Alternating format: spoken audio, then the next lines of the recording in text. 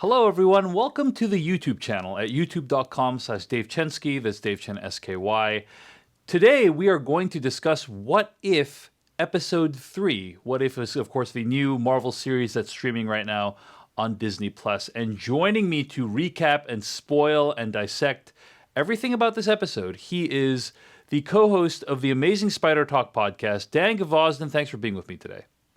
Happy to be here talking about What If. The way this works is every week we will spoil the episode and talk about everything that happens. If you want to hear the audio podcast version of this recording, it's available exclusively to folks at patreon.com/DaveChen. Head there to back me and support what I am doing. And you can get this recording as an audio podcast, listen to it conveniently from the device of your choice. Also, again, check out Dan's podcast, AmazingSpiderTalk.com. Let's get into this episode. What If Episode 3? Boy, did I find this episode to be really interesting, Dan Gvozden.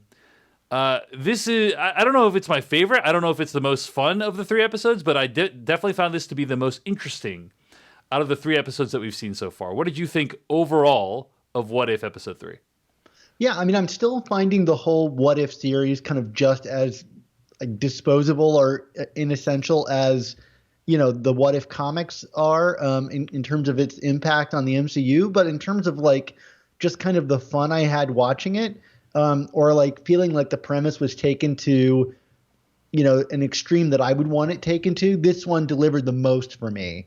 And so I know I've seen some pushback on the internet about this, but for me, this was probably my favorite of the episodes so far. It doesn't have the iconic imagery of the past two episodes of seeing Captain Carter or T'Challa as Star-Lord, and it doesn't really have the kind of there's a lot of big name voices in this for sure, but nothing quite as big as Chadwick Boseman's final performance.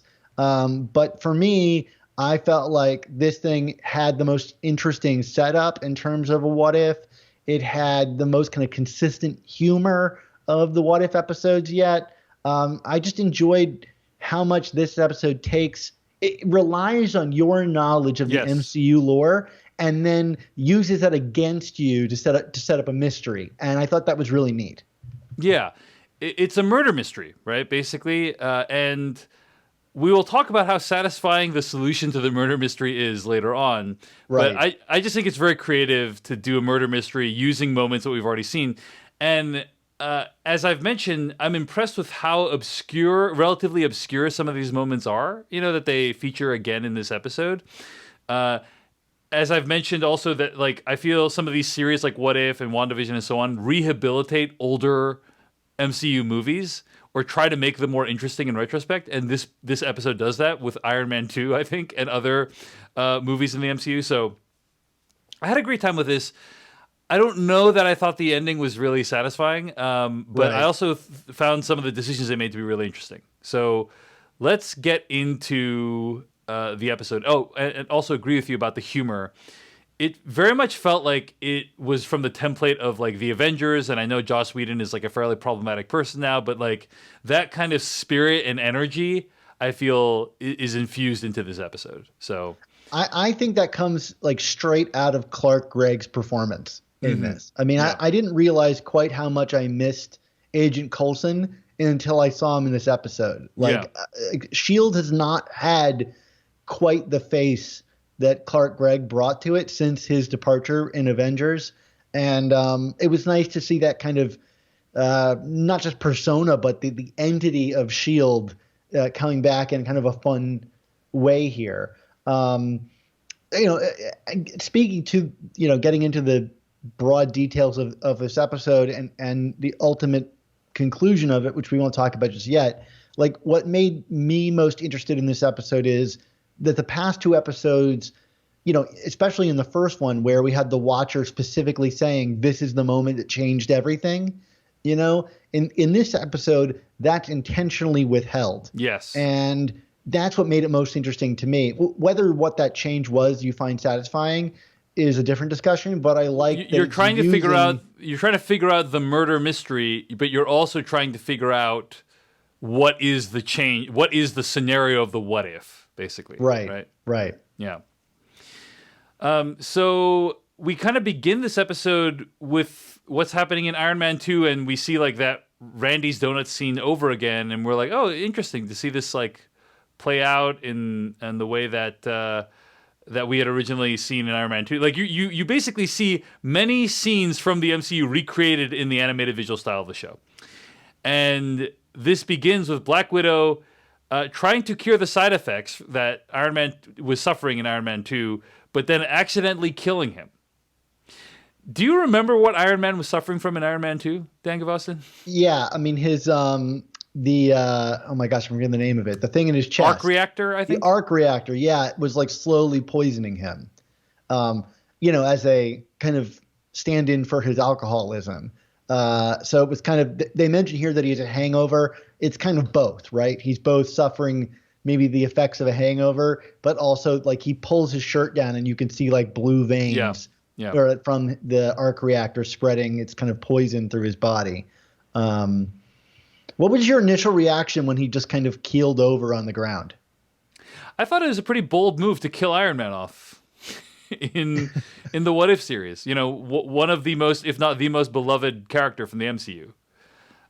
So I was just like, oh, wow, these people are playing for keeps in the show. That's one of the great things about watching a show like What If is they can actually kill off characters. And you have a high degree of confidence that they're not going to come back, right? So yeah, for sure. I mean, I was like, wow, this show's making some big moves is what was my reaction was. It was so abrupt. I was kind of taken aback at first. Like I thought like, hey, where's the gravity behind this moment? You know, I've rewatched the episode now and it hit me a different way the second time, which was like, oh, cool. They're not playing this up. Like they just flat out killed him and allowed us just to sit there in the kind of stunned. I mean, in Endgame, he had this whole funeral with all the actors from the MCU and everything. And here he just dies in the floor of Randy's Donuts. Yeah. Right. You know? Look, I love Randy's Donuts, but you know, maybe not where I want to go. Yeah. What'd you think about Lake Bell's performance as Black Widow? Like when I found out that it was her, very strong. Yeah, I mean, you can tell it's not Scarlett Johansson, but like another big name actress and voiceover actress in Lake Bell, kind of a cool, bring in here. It also maybe signals that like, hey, they got everybody else back except for Scarlett Johansson. Maybe this whole like Disney lawsuit was like a long time coming. There's not a lot of goodwill on both sides of the equation here. Maybe, yeah. You never know what right. goes into decisions like that. Maybe it was just scheduling conflicts. Sure. You know? But Lake Bell does an awesome job. She was like very, very convincing in my opinion. So right. Slightly better than the guy they got to sub in for Michael Douglas, who I assume was not Michael Douglas, right? I would assume not. Maybe it is. The Sebastian Stan thing from the first episode has me questioning all my perceptions. So. So then, in terms of voiceover actors here, like this episode starts like usual with the Watcher. Do you have any additional feelings about him, or are you just kind of content with him being the bookend? I remain content, but I think it's cool the way they incorporate him into those establishing shots. You know, right? Like these big wide shots of him like built into the landscape. Yeah. He's taking more of a kind of like concrete form here. I'm hoping that continues to develop. I'm going to keep holding out hope for that, but I think ultimately it's going to be what you're describing. We will see. So then we go to New Mexico, and I like the structure of the episode too, of like breaking it up into days, and again, it really does feel like a murder mystery. It does feel like ominous, like we're counting down to a specific point that we don't even know what it is. So I appreciated that. Anyway. It reminds me of the days from like The Shining. I had a student that had never seen The Shining before, and he wrote a review of The Shining, and he said, "This is the only movie to get me to jump out of my chair at the word Tuesday." And I'll never forget that. So that was a nice reminder here. So we go to New Mexico and the Thor hammer, and it was cool. Like basically they put in the scene from the post-credits Thor hammer discovery scene they put into this show, which I thought was cool. I think it might be the first time that we've seen a post-credit scene make it into this movie, into this series. You know what I'm talking about? What scene are you referring to specifically? There's a post-credits scene in an MCU movie. I don't remember exactly which one, where Agent Coulson calls someone and he's like, "They found it," and then you see the Thor hammer for like a split second, and then like smash cut to black. Sure, but that scene is also in Thor. Oh, fair enough. Fair enough. Yeah, so I forgot. I had forgot. I remembered the post-credits more than I remembered Thor. but yeah. Either way, they recreated Thor, and Thor shows up. I don't remember everyone commenting about his hair and how good looking he was in the original Thor movie. They don't, but it is a very distinct haircut. You know, I don't like it. I'm going to be honest, but it is a quite a bit of locks on Thor. This is the alternate universe version of Thor, right? So in the alternate universe where Robert Downey Jr.'s character is killed, everyone else, for some reason, is more complimentary to Thor's hair. Like that's makes sense. That's one leads to the other, butterfly effect style, basically, right? Yeah. So, and then Thor gets shot by Hawkeye, and Hawkeye's like, "I didn't mean to do it. I didn't do it." I mean, that was a little bit confusing because Hawkeye says like, "I didn't shoot him," but like he clearly did shoot him. Like it wasn't like an arrow appeared out of nowhere. Do you know what I'm saying? But anyway. Hawkeye. Yeah, I mean, I think, in the show it's presented that he's lined up and a crack of lightning happens right when he lets go of the arrow. Right. So you could maybe think he was like startled or something like that. But yeah, I think you're meant to question your. But then he like insists that like I didn't do it, like it wasn't me, and that's a weird statement for him to make. It's a weird way of saying it. Yeah. It's a weird way of him saying I slipped by accident, which he then later acknowledges. Yeah. But they killed Thor, and so right off the bat, they've killed not only one of the most beloved MCU characters, but they've also killed Thor, another beloved MCU character, who I think we are meant to understand is like more invincible than Iron Man was, and he's just I don't dead know. right up. The comic of Iron Man is called Invincible Iron Man. No, that's a bad comic joke. But the guy underneath the suit is invincible. You know what I mean? Anyway. Yeah, no, I mean, but you have to remember at this time Thor did not have the power of Thor. He was cast out by Odin. So like you could say, oh well, he is just a human being, a big guy, but just a human being at this point. And Hawkeye doesn't miss, right? So he probably hit him right in the heart. Yeah. He doesn't miss even when he's being provoked into shooting. Right. Physically. So this show is playing for keeps already. I'm like, wow, they've killed off two of the core members of the Avengers. Then we go to Culver University in Virginia, and basically a scene recreated from The Incredible Hulk, a movie that has basically not been acknowledged in the MCU. And this movie, or this show, I should say, retcons The Incredible Hulk so that Mark Ruffalo is back in it. Yeah. Again, it's like rehabilitating that movie in some ways, right? Well, in some ways, yeah. I mean, but they're also like really slavish to it, right? There's like Mark Ruffalo's character apparently is working for Stan Lee's pizza place, which is in the Incredible Hulk movie. Amazing. It's like a Stan Lee joke. Wow. So like they're really leaning into like deep Easter eggs from that movie and making them like forefront of the text here. It's funny that you went straight to the Incredible Hulk stuff. It tells me exactly how you feel about Hawkeye and the upcoming Hawkeye series, which you've expressed no interest for because you skip past that Barton dies. They find him dead in his cell. Yeah. I mean, my reaction to Avengers Endgame was the wrong kid died, They should have, like Hawkeye should have died in was it in Infinity War or Endgame? Endgame. Are you sure? I believe so. Yeah. Oh yeah. Because in Endgame, right. Yeah. In Infinity War, they go there too.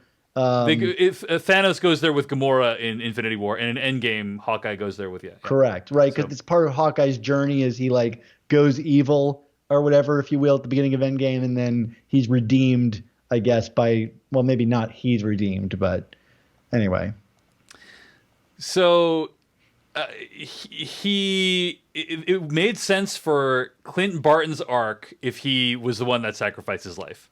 And also, Black Widow has gotten the shaft in all of the the Marvel films, and like that she just dies in that movie, and then doesn't get a funeral or anything. It just is like it was a disgrace. It was a disgrace, and so basically, I think the Black Widow movie did a lot to make that choice stronger in retrospective, but at the time, I agree with you. It was a real mistake. Yeah, and so when Hawkeye dies in this episode, it's like good. That's what should have happened already. That's my reaction, right? That should have already happened. So, congratulations, What If? You made a wrong thing right. Anyway. So we have the reappearance here of Betty Ross, who is like a totally forgotten character. Like, we're definitely not getting Liv Tyler back, although we're getting Natalie Portman back. So I mean, I guess never say never. But that's a character I never expected to see pop up again. Yeah. Agreed completely, and not to mention, like, I think this whole scenario in the Incredible Hulk of them like fighting outside the school, right? Like the lawn and everything. It's like a similar set piece to what happens in the Incredible Hulk, the Edward Norton movie, right? Right, exactly. So anyway, we also we see that, you know, Mark Ruffalo's character is about to be attacked, and that's intercut with Loki and the army from Asgard, who are there because, like, ostensibly they're there because Thor has been killed. Is that right? Right. Like, and if you remember from the events of Thor, right, Odin went into Odin sleep.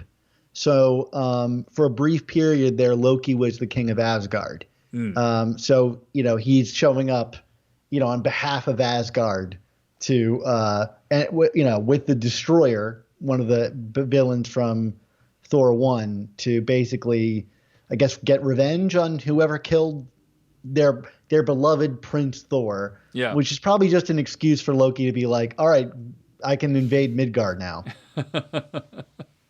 Right. This is after the events of Thor, or after the events of, I guess, Iron Man 2, but before the events of Loki, the TV series, and also before the events of the Avengers, the movie. Right. It's smack dab in the middle of Thor 1. Yeah. It's hard to keep track of the timeline for some of these things sometimes. Yeah, right. So then Incredible Hulk has a huge fight with the military, and then he basically explodes, is what my understanding is. Yeah, he just explodes. Interesting that, the Liv Tyler, Betty Ross character says, like, he can't die, which is kind of something that hasn't been really delved into in the Marvel Cinematic Universe. It's heavily implied in the Marvel series that he can't die. The Hulk can't die. Yes. Certainly it's heavily implied in the Incredible Hulk the movie, and I think, like, we generally get the sense that his, like, skin is impenetrable in general, right? Like, yeah. Yeah, I mean, I know that they made it explicit that kind of like Bruce can't kill himself, right? Like he can't shoot himself he tries to commit suicide in that deleted scene that became text I believe in Avengers. But in the comics, this is like a thing that's been really explored as recent with the storyline called Immortal Hulk, where Hawkeye actually killed Bruce Banner with like a poison arrow.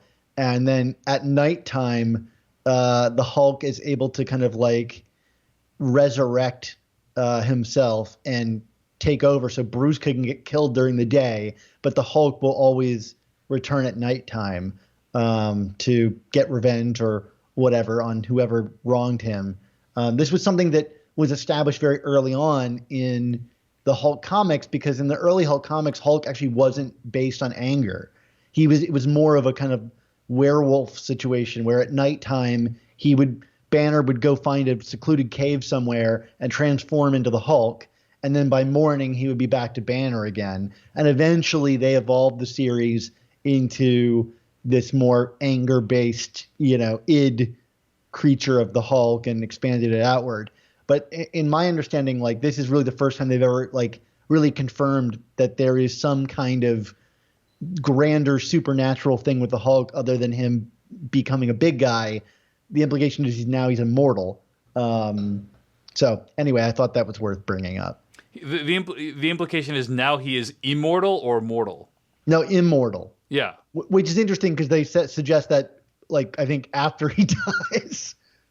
But right. Yeah, I always assumed that Hulk was immortal, but here's what's great about this episode, right? Is the explanation that they use to explain like how these people were killed strikes me as very, very plausible. Like, who's the one character that could kill all these characters? One way you would do it is shrinking down to extremely small, like, particle size, and then putting poisons or messing with people's bow aim or whatever. Like, it all was very plausible to me how that played out in terms of the explanation. Yeah, I mean, it's kind of that like chaos agent thing of the Joker, where you're like, how did the Joker plan all of these random elements? Like, how would the guy who's behind this, who we've yet to discuss so far, know that, you know, Natasha was going to inject him with this serum, or that, like, Hawkeye would be ready to shoot a bow and arrow? He's either reacting very quickly, or he's some cosmic mind that could know that these things were going to happen. But it's the kind of thing, and I think this ultimately gets to the reveal, and the disappointment of the reveal is, don't think about it too much, just kind of go for the ride. Yeah. Well, there's a scene where Natasha Romanoff is digging into things in a lab, and she tries to like figure out what's going on, and she asks Agent Coulson for a password. And Dan Gvozden, I'm going to drop some Easter eggs on you for the first time ever in the history of our interactions. But do you remember what the password was? It's Steve, I heart Steve. It's, first of all, it's hashtag Steve. Sorry, hashtag. I heart Steve, and then the number 704. Do you know what the significance of that date is, Dan Gvozden? Is that the release date of the first Avenger? I believe it is Captain America's birth date. Oh, July 4th. That makes sense. Yeah. So way to go. Also Independence Day. So I will point out, though, at this point in the timeline, I believe that Steve is still frozen in ice. Yeah. So Coulson must be like old school Captain America fan, right? Yeah, I guess so. Yeah. I mean, he's not a fan of everything Captain America's done from what we know him. He just knows him from back then. I just thought that was curious because, you know, we know how great Captain America is, you know, but like this guy is like collecting like baseball cards from 60 years prior. Yes. You know? Yes. Yeah. Hardcore. I mean, he has been established as a fanboy, right?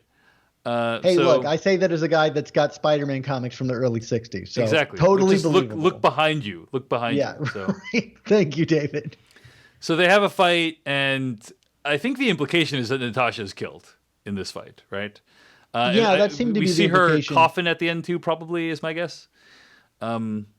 Did you, by this point, figure out what was going on, or were you like, "Oh, it's an invisible assailant"? Like, I thought it was invisible assailant. I had no freaking idea. Maybe this is their way of getting in Sue Storm into the show, I should say, into the MCU. No, I had no idea who it was. Did you? The only reason I felt like I knew was because they had brought up nanoparticles when talking to Betty Ross. So it was like nanoparticles. It could only really be, like one of the Ant-Men.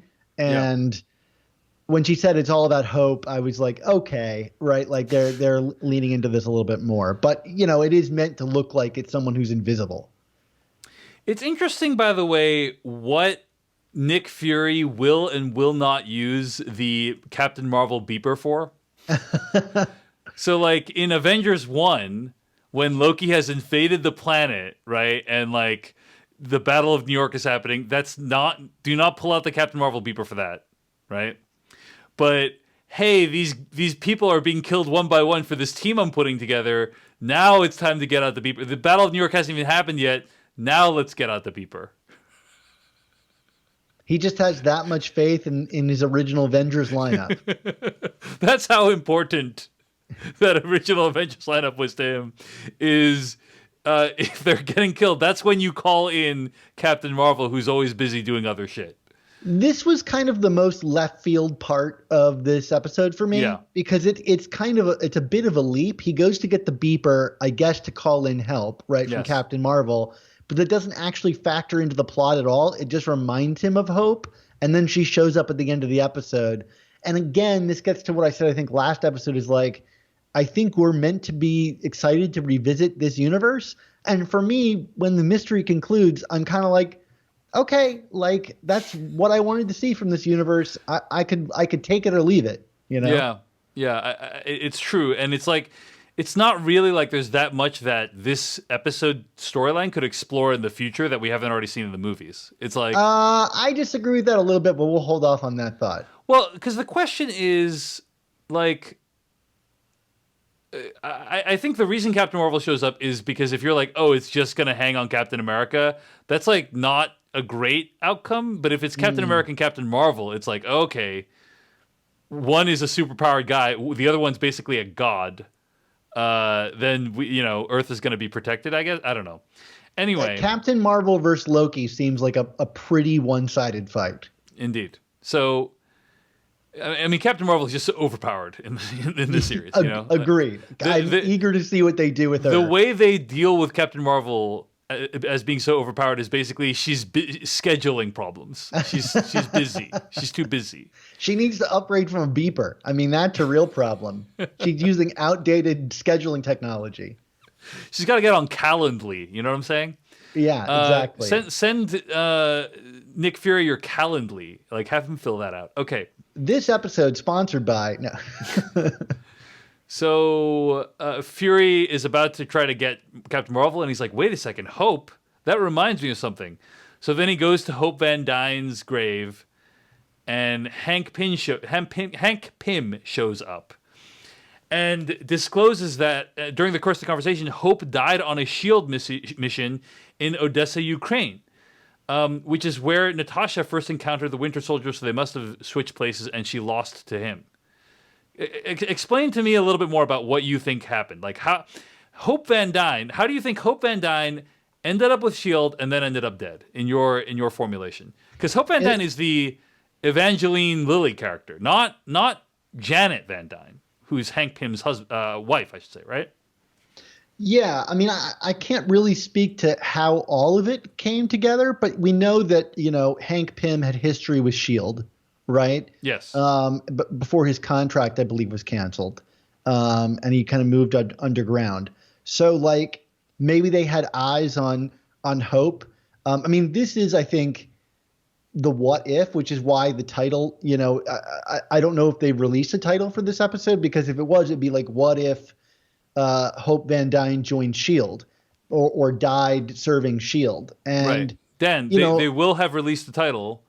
This YouTube video and podcast episode will have the title of the episode in the title. I don't know why you're saying it like we don't already know what the title is. Okay, so, I'm sorry. Yes. But Hope, she died on a S.H.I.E.L.D. mission, and they specifically say in Odessa, Ukraine, which is kind of a throwaway line, but Natasha Romanoff says that she once encountered the Winter Soldier there. So, obviously she was able to escape or get away from the Winter Soldier. So, perhaps as an agent of S.H.I.E.L.D., Hope was sent on that mission instead of Natasha, and she, perhaps did not escape from an encounter with the Winter Soldier. So, maybe perhaps in this universe, not only did he kill Tony's parents, he also killed Hope Van Dyne. It just seems to me like they wouldn't be so specific about, of all places, Odessa, Ukraine, if there wasn't some connection there. Yeah, so that's your kind of interpolating what they might have meant. Right. I just thought this was kind of weird. I feel like it asks a lot of the audience to figure out, like, the Hope Van Dyne storyline. Like, if you're watching this show, you're already going to know about everything and you're, like, a big Marvel fan. You're already going to know all the references in this thing. But the Hope Van Dyne thing, that's not like... I don't remember Hope Van Dyne, like, alluding to her S.H.I.E.L.D. missions in Ant-Man. You know what I mean? Like, did she do that? Was that even a thing? I don't think so. It left me a little bit confused. And also... I was also kind of confused about, like, why they didn't just use Janet Van Dyne. Like, Janet Van Dyne, didn't she die during a mission theoretically, or Right. go into Yeah. the quantum realm, right? And Right. like maybe in this universe they never got her back, and Hank Pym is still really upset about it, you know?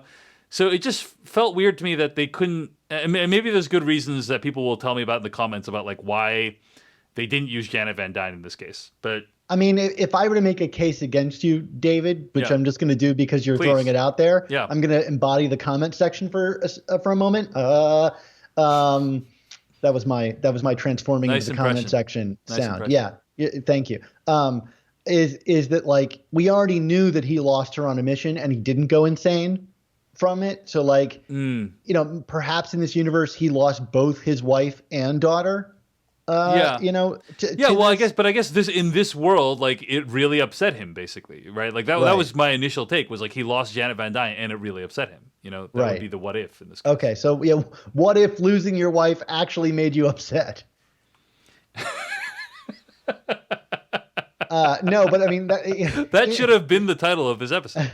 I mean, in the comics, like Hank and Janet split up because he's a wife beater.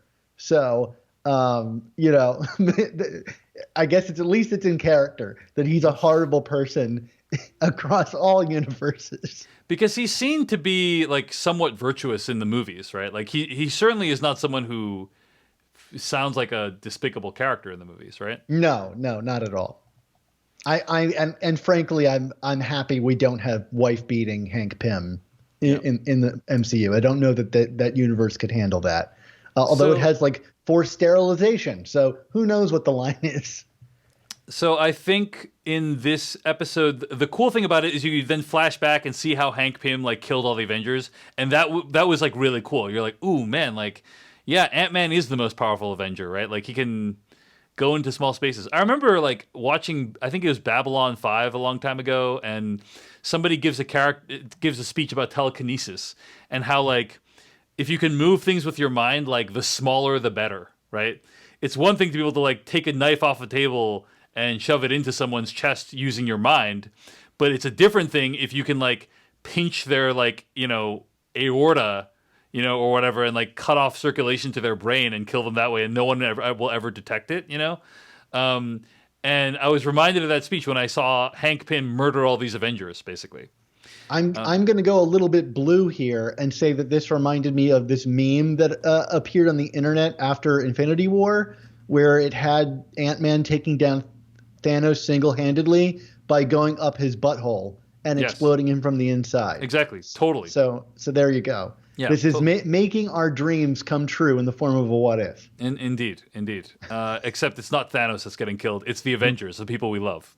Right. Yeah. But yeah, so then we find out that it's actually Nick Fury is actually not Nick Fury. It's actually Loki, and they've partnered up. And then they are able to apprehend Hank Pym. And then Loki is like, you know what? Maybe I'm going to stick around and take over this place, right? Right. So he just waltzes into the UN and just like, everyone bow to me. Yeah. And then what I thought was funny about this scene at the end was there's a scene where Nick Fury is looking over all the coffins of the Avengers, and each coffin has like a little icon on it that indicates who's in the coffin. And that just struck me as funny because I feel like something that people gave a lot of shit to was in, I think it was Batman v Superman, when the movie grinds to a halt for Wonder Woman to look at all of the camera footage from all the different metahumans, and each one has an icon. And like, I feel like I've seen a lot of people make fun of like, oh, did someone like graphic design like the Aquaman icon for that? And it's like, no, someone's like, hey, we need you to graphic design a minimalist icon to indicate this is Hawkeye. And so we're going to put it on the coffin. It's going to be buried underground. No one's going to see it. And I was just like, okay, someone in the universe of this show, someone did that. So what a callback. What a callback. I know. We're bringing the callbacks left and right in this. So anyway. I mean, Captain Marvel shows up. I thought the way that character was animated and illustrated looked really cool. Yeah, she's cool. I was all about that. I was kind of, I think what's most disappointing, despite my enjoyment of this episode, is the real mystery of it all. I mean, I guess you could guess that it's Ant-Man, but I don't think they give you any evidence to suggest why he's doing what he's doing. Right. So it's like right. you could guess the identity, but it's kind of a mystery that you had no chance of ever piecing together. Yeah, the best closed circle mysteries are the ones where like you theoretically have enough pieces to figure out who and why, right? Right. The author or the writer drops enough clues that you're like, oh, I bet it's so and so because of such and such, right? And I feel like the best and most satisfying mysteries are that. This is just kind of like, yes, you could have figured out it's Hank Pym, but could you really have figured out it's because Hope Van Dyne went on a mission to Odessa and died, and he became really bitter over it? It's like, I don't think the show gives you that much stuff, you know? The problem is, I think like the closed loop nature of it is sitting right there, like for the taking. You could open this episode up with like Hope on a mission, and she gets killed by like a mystery assailant or something like that. Yes. And it turns out it was Loki all along. Like he knew that Hank would react like this, and it would cause like a series of events that would eventually allow him to sweep into power. And yet here he kind of just like perfunctorily just shows up and is like, I'm taking over the earth. And it gets to a more broad point for me about Loki is I don't feel like Marvel has really ever allowed Loki to truly be the trickster god that he is. I mean, he has faked his death a number of times, but anytime he's done like a big, broad attack on the Earth or made some big move, it's always through like a power grab. Like in Avengers, he's just like brute forcing it. There's no like smart double play there. Well, we see him doing a double play in this episode, right? With the whole switcheroo, the switcheroony with Hank like, Pym. Yeah, but like. But you're saying like for his grander ambitions, his bigger plans. Yeah, right. Yeah. He's just brute forcing it. So right. Yeah. Understood. So at the end of the day, I mean, it sounds like you've been bringing up more complaints with this episode than compliments, but I think you actually like this episode. Yeah, I mean, I think in execution there's some things that are wanting, but this is the kind of thing I come to What If for. Yeah. It's like, the fun of piecing it all together or seeing how extreme you can take something, know? Yep. And I think they've done a good job pacing it to this point. Like, for someone like me that's been reading What If comics his entire life, like I'm used to this kind of thing, but I'm glad to see like that each episode I felt has been like ramping up like the degree of like how far they can take the what if concept. And I hope that they sustain this level of like new. Indeed. All right. Well, those are our thoughts on this episode of What If. Hope you enjoyed the episode. No, Dave, before we go, like, what did you think of this overall? I mean, like, has this show been warming to you, or is this where you want to see it go? I'm enjoying it. I think there's some problems with the execution and the mystery here, but I just like the idea of like playing with different genres in the Marvel universe. Like all the Marvel films have been very samey, right? And we see with like WandaVision and even Loki, like they're starting to get into like different genres and different approaches. And I like the idea of like, what if a murder mystery, but we used characters that you already know and killed them before they even grew to maturity, quote unquote, in the movies that we knew them from. Like I think that's a really fun, interesting idea. And I liked all the kind of references to the older movies in this one. So yeah, I'm a fan. I like this one. Are you enjoying the anthology format more than the kind of linear narrative format that we've been getting? Because I know you've had a lot of complaints about that, how they've handled that in the past 3 shows. Far, is this more pleasurable to you? Yeah, I think the fact that like it doesn't necessarily advertise a future thing is a feature, not a bug. Like it's not necessarily like, hey, you need to watch What If episode 3 to understand Multiverse of Madness, Doctor Strange 2. Like I like that that's the case, and so I'm enjoying them. Yeah. Great. All right. Well, folks, that's going to bring us to the end of this week's episode. I hope you enjoyed the episode of What If. Hope you enjoyed watching this. Again, to get the audio podcast version of this and to support me making stuff like this in the future, patreon.com/Dave Chen. Also, check out Dan's podcast at amazingspidertalk.com. Dan Gvozden, thanks for joining me today. Happy to be here. And until the next time. Hey everyone, thanks so much for watching that video. We generally try to stream the recaps for shows like What If and other Marvel shows live because we love the audience interaction. We couldn't do it this time around for episodes 2 and 3, but we hope you enjoyed the video nonetheless. I want to give a big shout out to all my patrons at patreon.com/DaveChen. Sign up there for bonus audio and video content. They make this channel possible. Thank you so much. Thanks for watching. We'll see you in the next one.